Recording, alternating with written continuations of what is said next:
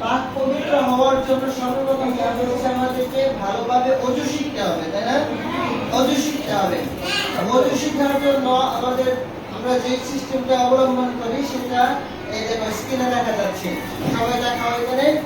আমরা সর্বপ্রথম কি করি? নিয়ত করতে হয়। ওযু করার জন্য সর্বপ্রথম কাজ কি?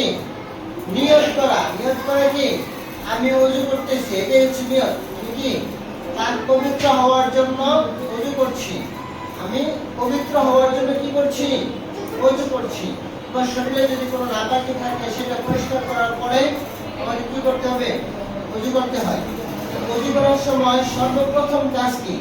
ওযু করার জন্য সর্বপ্রথম কাজ কি? শুরু হয়ে গেছে। সর্বপ্রথম কাজ হচ্ছে নিয়ত করা এবং বিসমিল্লাহ বলে ওযু শুরু করা। সর্বপ্রথম কি করব আমরা? নিয়ত করব, তারপর কি করব?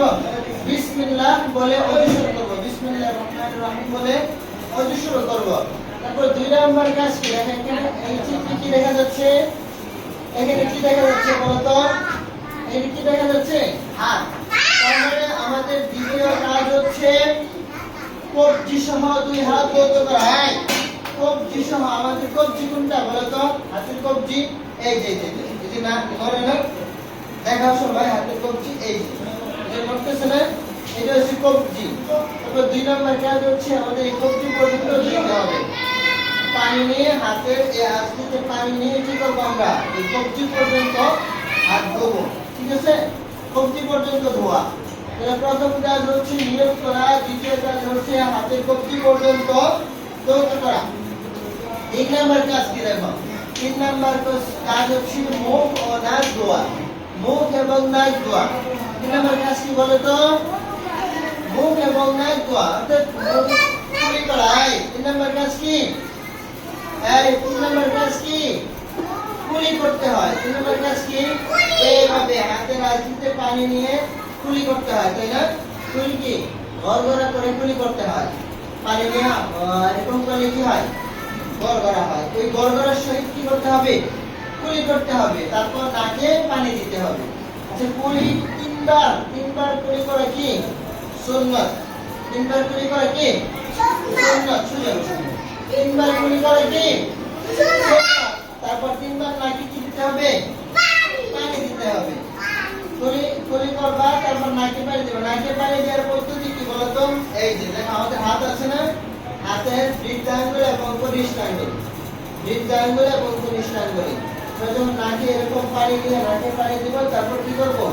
এই বৃদ্ধাঙ্গুল এবং কনিষ্ঠ আঙ্গুল দিয়ে নাকের ভিতরে ছিদ্র আছে না, সেই ছিদ্রের ভিতরে পানি প্রবেশ করানোর চেষ্টা করব। ঠিক আছে? এভাবে পানি নিয়ে নাকের ভিতরে দিব, তারপর এইভাবে। ঠিক আছে? নাকের ছিদ্রের ভিতরে কি করব?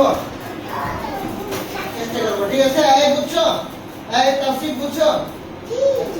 তাহলে নাক এবং মুখ ধোয়া, নাক এবং মুখ ধোয়া। তাহলে তিন নম্বর কাজ কি? তিন নম্বর কাজ কি? নাক এবং মুখে পানি দেয়া, নাক এবং মুখে পানি দেয়া।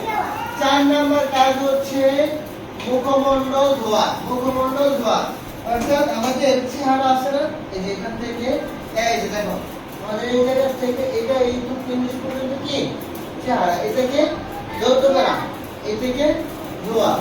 তাহলে এই হচ্ছে চারটা কাজ। দেখুন পড়েন দেখি কি আছে। 5 নাম্বার কাজ দেখো। 4 নাম্বার কাজ আছে কি? 4 নাম্বার কাজ কি? মুখ ধোয়া ধারাবাহিকভাবে। সর্বপ্রথম কাজ কি? নিয়ত করা, বিসমিল্লাহ বলে ওযু শুরু করা। 2 নাম্বার কাজ কি?